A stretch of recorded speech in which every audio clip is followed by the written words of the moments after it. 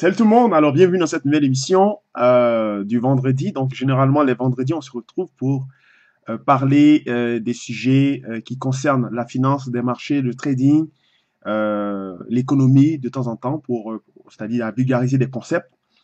Aujourd'hui c'est une émission un petit peu spéciale parce que je vais bien sûr parler de quelque chose souvent qu'on ignore, parce qu'au-delà du trading, au-delà de l'activité, au-delà de cet aspect-là que vous pouvez utiliser pour gagner de l'argent sur les marchés financiers, vous devez aussi considérer les risques, les risques liés à votre broker. Et ça, c'est un des risques majeurs que souvent bien trop de personnes oublient, malgré les scandales qu'on a bien pu avoir dans le passé, lors de cette période-là, et période d'options binaires, période de Forex, quand ça arrivait, le Forex arrivait, était plus démocratisé dans les années, au milieu des années 2000, donc 2004, 2005, jusqu'à 2011, 2012. Après, on a eu les options binaires, après, on a eu également le Bitcoin et tout ça. Donc, aujourd'hui, c'est ça le sujet, c'est de vous parler, en fait, des risques liés au broker. Donc, avant de poursuivre cette émission, je tenais d'abord à me présenter. Donc, je suis François Ablé, donc responsable de la structure éducative et informative le GSTA, donc Global Structured Academy, qui est basée au Canada. Et également aussi, vous avez notre page Facebook, donc GSTA Academy, à laquelle vous pouvez vous inscrire pour recevoir les différentes émissions que nous mettons à votre disposition. Également à visiter notre chaîne YouTube aussi, ou ici notre site internet, donc www.gstacademy en un mot.com. Et aussi la chaîne YouTube où vous pouvez voir aussi les mêmes vidéos du même type et du même contenu. D'accord? Ceux également qui sont intéressés à se former, à se faire encadrer sur les marchés financiers, je vous invite à rentrer en contact avec moi à travers, bien sûr, le GSTA, donc, ou bien ma page personnelle qui est François Ablé. Voilà. Alors, aujourd'hui, pardonnez-moi, je vais vous parler donc des arnaques qu'il y a beaucoup sur les marchés financiers, notamment du côté des brokers. Alors, vous savez, je ne suis pas mandaté, je ne suis pas payé pour faire ça, j'ai pas d'affiliation quelconque, ou du moins, je ne suis pas le justicier, d'accord? Mais en tant que formateur, en tant que personne, disons, publique, parce que je fais des vidéos, mais vous me connaissez maintenant, j'aide beaucoup également des traders particuliers à gagner sur les marchés financiers. Moi-même, je suis un trader particulier, comme vous, au-delà d'être formateur. Donc, c'est en fait la somme de toutes ces responsabilités-là qui m'amène, bien sûr, à vous mettre en garde pour en face de certains courtiers qui utilisent des stratagèmes pour piéger encore les traders particuliers qui ne connaissent pas, donc ceux qui ne, vous savez, le trading c'est un cycle, donc ceux qui ont été arnaqués depuis 2010-2012, bien sûr, vont pas se faire arnaquer en 2015, mais ceux qui sont arrivés dans le trading en 2014, il y a de fortes chances qu'ils se fassent arnaquer justement du côté des brokers. C'est dans cet élan-là que je fais cette vidéo parce que pour publier la liste des brokers qui sont à bannir, à proscrire, à fuir en 2018. Cette liste-là, vous n'avez pas besoin de la chercher sur Internet, parce que l'AMF, comme vous le voyez ici, le fait pour vous. Chaque mois, elle met à jour sa liste, sa blacklist des brokers à éviter, c'est-à-dire les brokers qui ne sont pas régulés, d'accord? Vous pouvez aller voir sur le site de certains brokers, ils vont mettre des petites photos comme quoi ils sont régulés, c'est faux. Souvent, vous avez des photos qui sont régulées, mais sur le site de l'AMF, leur nom ne figure pas là-dessus. Donc, s'ils ne sont pas inscrits sur le site de l'AMF, ce sont des brokers à bannir. Au Canada, on a deux organismes de régulation. On a l'OCVRM, donc l'organisme de courtage et de régulation des valeurs immobilières. Lui, il est fédéral. Et puis, vous avez l'AMF, qui est l'autorité des marchés financiers, qui est en fait la juridiction compétente dans le domaine francophone. Donc, tout ce qui est trading, tout ce qui est investissement, placement, c'est dans le domaine francophone, c'est l'AMF. Maintenant, au niveau du fédéral, donc au niveau local et fédéral, au niveau du Canada, c'est l'OCVRM. D'accord? Donc, ces deux organismes-là, en général, chaque mois, ils publient des informations sur les, pardonnez-moi, les différents brokers à éviter, d'accord, pour ne pas vous faire piéger. C'est dans ce élan qu'aujourd'hui, je vous montre la liste.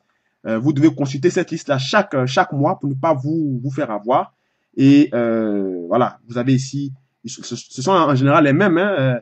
Vous voyez 4xp.com, Active Markets, Banque de Binary, Bank Market. Ça, ce sont des compagnies qui, en fait, qui sont bannies sur tout ce qui est Forex. Vous cliquez ici, vous avez la liste noire de non autorisés pour le Forex, vous cliquez là. Pour ceux qui sont non autorisés pour les options binaires, vous cliquez là. Pour ceux qui sont sur les sites de placement de biens ou des métaux précieux comme le diamant, les crypto-monnaies et puis les vins, en tout cas, vous avez plusieurs sections. Vous avez juste à cliquer dessus, vous allez voir la liste. Donc, vous avez vu, hein, mise à jour du 26 février 2018. Donc, il n'y a pas longtemps, ça fait à peine 2 mois, d'accord? Et tous ces brokers qui sont ici sont interdits par l'AMF. Ils n'ont pas leur certification. Ce sont des gens qui vont prendre votre argent, ils vont vous faire croire que voilà, j'ai reçu une demande d'amis de Edge Capital Fund. Je n'ai pas accepté parce que je savais justement que leur nom figurait parmi les personnes qui étaient blacklistées. Voilà, Edge Capital Fund. Voilà, ils sont souvent présents sur Facebook. On va voir encore d'autres. Il y en a beaucoup. Il y en a beaucoup. Ils se font passer pour des brokers, mais en fait, c'est pas des brokers. Ce sont des personnes malveillantes qui sont derrière ça, qui sont souvent, la plupart du temps, cachées dans des pays offshore. Et ils opèrent justement pour piquer l'argent des particuliers. C'est-à-dire que quand vous faites des dépôts, ils vont vous appâter pour vous faire gagner quelques opérations, pour vous donner l'envie. Ils vont vous proposer même des bonus, d'accord? Des bonus d'encouragement, de bienvenue. Et puis une fois que vous déposez l'entièreté de vos capitaux, ils bloquent, d'accord? Quand vous faites des opérations, vous gagnez. Et c'est manipulé, hein, tous les cours sont manipulés. Et lorsque vous demandez maintenant des retraits, ils ne vous donnent plus votre argent, ils vous racontent des conneries, ou des fois le numéro ne marche plus, des histoires comme ça. Moi-même, j'en ai été victime. Donc, c'est pour ça que je vous mets en garde, d'accord? Ceux qui viennent de commencer. Il y a cette compagnie aussi qu'il faut faire très, très attention. Trade24, d'accord? www.trade24.com, comme aussi Trade12. Donc, Trade24, Trade12, Trade24, Trade12, c'est la même compagnie, d'accord? Ils changent juste le nom. Et puis, voilà, ils appâtent les gens, ou bien ils utilisent des noms d'acronymes qui sont connus. Par exemple, vous avez FXCM, qui est un broker connu, qui est bien, qui a toutes ses régulations et tout ça. Maintenant, il y en a qui vont utiliser FXGM, d'accord? Donc, ils créent en fait un amalgame dans la tête des gens pour les amener à confondre ces deux entités, alors que ça n'a rien à voir. FXCM et FXGM, ça n'a rien à voir. FXGM, c'est l'arnaque, il faut l'éviter. Et ainsi de suite. Donc, il y a beaucoup de sites malveillants qui prennent des noms et puis Investcopy, plein de mutual brokers, tout ça. Tout ça, c'est des choses qu'il faut éviter. Quand vous voyez ça, ne cherchez pas à aller dans un broker qui n'est pas connu. Prenez ceux qui sont connus, qui ont pignon sur rue, hein, FXCM, régulé en France, qui ont des bureaux un peu partout dans le monde, même s'ils ont eu quand même quelques petits ennuis en 2014-2015 avec leur problème de dealing desk aux États-Unis, mais il reste tout de même un courtier quand même qui est quand même sérieux et qui est quand même là depuis longtemps. Il y a aussi CMC Market pour le Forex. Vous avez aussi les costauds IB Brokers. Ça, il y a rien à dire. Ils sont pratiquement les meilleurs. Il y a aussi AMP, donc AMP, que j'ai travaillé personnellement en tant qu'analyste fondamentale en salle de marché, qui est impeccable. Voilà, il y a quand même une dizaine qui n'ont rien à se reprocher et qui sont quand même très bien. Mais tout ce qui vient avec 24 Options, 24 heures trading, UBT Forex, Versailles Finance, bon, tout ça, c'est des coups foireux. Et si vous mettez votre argent là-bas, ils vont vous prendre votre argent. Donc, Trade24 et Trade12, c'est la même compagnie. Je connais 4 personnes qui ont fait affaire avec eux. Lorsqu'ils sont rentrés dans cette boîte, ils ont déposé leurs fonds.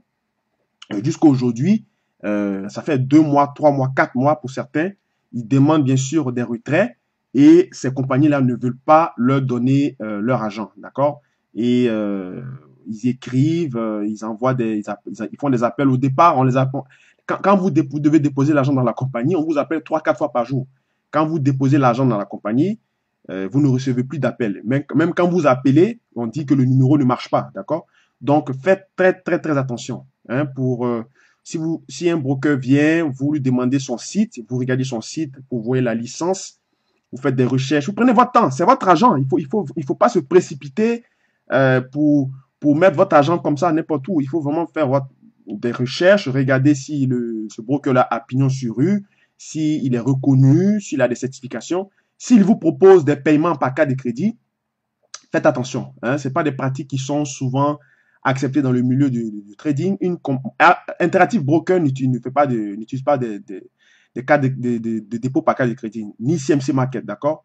Vous avez de l'argent de votre compte chèque, votre compte particulier, vous envoyez de l'argent là-bas, ou bien vous faites des virements bancaires, ça s'arrête là, ou des drafts, comme on dit en anglais, mais faire des dépôts par carte de crédit, ça, en général, ça relève un peu un peu comme des compagnies de casino en ligne, des compagnies de gambling, d'accord? Donc, faites très attention. C'est le même modèle qu'ils utilisent pour appâter les gens. On les fait miroiter des gains. Et puis, lorsque vous tombez dans le panneau, ils vous appâtent et puis ils vous prennent votre argent. Ensuite aussi, vous avez des brokers qui sont basés, par exemple, à des endroits un peu exotiques ou difficiles d'atteindre. Île Marshall, la compagnie en question, Trade Forex, no, Trade 24 ou bien Trade 12. Trade 12 est basé aux îles Marshall, donc dans un département aussi où il y a les îles Vierges, dans les îles britanniques là-bas. Ça, c'est difficile pour atteindre, d'accord? Vous ne pouvez pas vous battre à distance comme ça. Il faut prendre des courtiers qui sont vraiment réguliers dans un espace juridique assez rigoureux comme en France, ou bien en Belgique, ou bien aux États-Unis, des brokers à Chicago, des brokers à New York, à Londres, okay, à Zurich, dans les grandes places de marché, là-bas ou à Paris, là-bas, vous avez des entités compétentes qui pourront vous aider. Mais si vous faites affaire avec des gens qui sont à Andorre ou bien je sais pas moi, à Limassol ou bien à Israël, à moins que vous n'habitez là-bas, si vous habitez là-bas, donc vous avez la main sur eux, donc vous pouvez bien sûr faire affaire avec eux parce que vous êtes résident de ce pays-là, d'accord? Mais si vous êtes dans un autre pays, vous êtes par exemple en France ou bien en Australie ou quelque part et vous faites affaire avec des brokers qui sont hors de votre portée, vous allez vous faire avoir. Ça, je vous le dis d'avance, d'accord? Et Trade 12, c'est vraiment un des brokers à éviter. Trade 12, Trade 24, c'est la même compagnie. Ils ont juste changé 12 pour 24. Peut-être qu'après, ils vont faire Trade 48, on ne sait pas. Donc, ils changent les noms pour donner l'impression qu'ils sont nouveaux. Mais c'est la même compagnie qui est derrière ça. Ils ont bloqué l'argent de plusieurs personnes que je connais. Malheureusement, des montants qui peuvent aller même jusqu'à 125 000 dollars.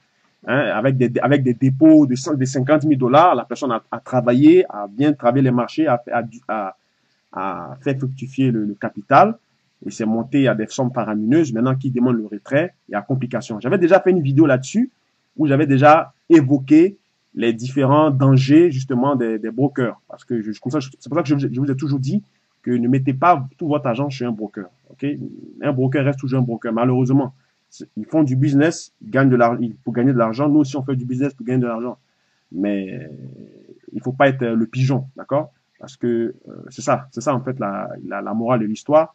Il faut vraiment faire affaire avec des gens qui sont sérieux, qui sont vraiment responsables et qui vont vous accompagner. Regardez aujourd'hui, il y a beaucoup de brokers, par exemple Bink qui est nouveau, Bink, un broker qui est très bon, qui accompagne ses investisseurs, tout ça. FXCM également. Vous avez aussi CMC Market, ils font des rubriques, ils font des webinaires, un service à la clientèle quand même assez au-dessus de la moyenne. AMP pour ceux qui travaillent en futur, Trading Technology, Interactive Broker. Il y a quand même une dizaine, à peu près 5 à 10 brokers, tant CFD que du côté également futur, qui sont quand même assez acceptables et qui sont bien. D'accord? Moi, je n'ai pas d'affiliation avec quelqu'un. J'ai aussi essayé aussi Trio Market, ils sont très bien. Je connais quelqu'un là-bas qui est une bonne personne. Il s'appelle Florent Le Manac, d'accord? Donc, il est bien. Donc, ils offrent quand même un bon service. Mais cette liste-là qui sont là, vous devez absolument visiter cette liste-là chaque mois parce que si vous ne visitez pas ces listes-là, vous allez vous faire avoir, d'accord? Et ces brokers en général, comme ils savent que en France, ou en Europe, il y a moins de chances de pigeonner des gens. Ils vont dans les pays africains, au Maroc, pays africains, Afrique de l'Ouest, tout ça, Bénin, Côte d'Ivoire et autres, pour arnaquer, bien sûr, des gens qui veulent se former à la finance des marchés. Donc, faites très, très attention. C'était mon petit message là-dessus pour ne pas que vous tombiez dans le piège. Chaque mois, vous devez consulter la liste de l'AMF. Et puis, vous avez aussi l'OCDRM, qui est un organisme mondial qui est reconnu par la CTA, par le FCA. Le FCA, c'est le plus gros organisme de régulation au monde qui est basé à Londres. Donc, ce FCA, si un broker a la licence FCA, ça veut dire qu'il n'y a rien à dire, il est top, d'accord? Mais par contre, le reste là, voilà, banque de options, Steam, Admiral, Market, bon, tout ça, voilà, c'est des coups foireux. Faites attention, ne vous laissez pas piéger et appâter, d'accord? C'était mon petit message et je vous apprécie, je vous aime. Donc, faites très attention et on se dit à tantôt. Au revoir.